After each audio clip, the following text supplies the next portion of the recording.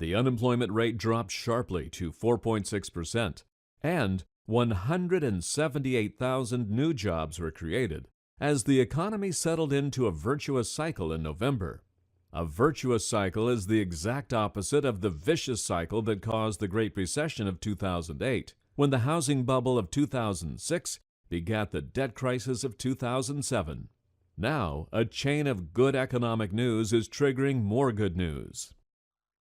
The sharp drop in the unemployment rate in November from 4.9% to 4.6% is close to the low in unemployment last seen a decade ago, and that was at the peak of the last economic boom. Newly released data shows that business investment, one of four components of U.S. gross domestic product, shot up last quarter. For the first time in 5 quarters, business investment contributed to GDP growth. An inventory correction is behind us now, and businesses, at long last, replenished inventories. But the really good news in this group of charts is over here. Consumer spending, which accounts for 70% of U.S. economic growth and is by far the most important of the 4 components of GDP growth, is poised to drive strong growth in the months ahead. The new GDP data reflects all the good news. The black bars show the growth rate of the U.S. economy quarter by quarter for the last 20 years, through the third quarter of 2016. The red bars show the consensus forecast of about 70 economists interviewed in early November by the Wall Street Journal.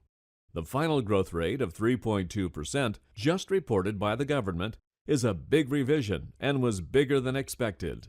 And 2.3% through the third quarter of 2017 is a good expected rate of growth. How long can the Fed keep the virtuous cycle in equilibrium?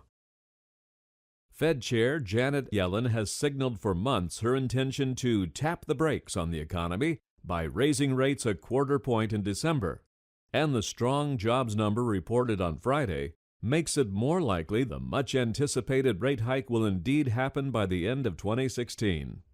However, given the low inflation figure, Ms. Yellen can afford to let the economy ride at the pace it's been at for longer, and another rate hike could be many months off, which is good news.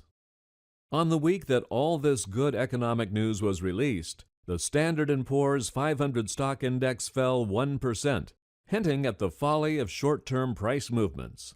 Trading at 18 times the 12-month earnings, the price of a share at America's 500 largest publicly owned companies is in line with the historical norm. The bull market is old by historical standards, and a drop in stock prices could come at any time in the event of a sudden change of sentiment or unexpected bad news. But the economy is growing, and key economic benchmarks are not exhibiting any signs normally preceding a recession. With all this concern recently about fake news, we are committed to always being a trusted source for breaking news and analysis about economic and financial events.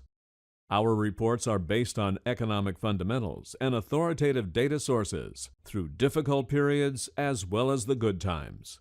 Please feel free to share our timely weekly research with your family and friends.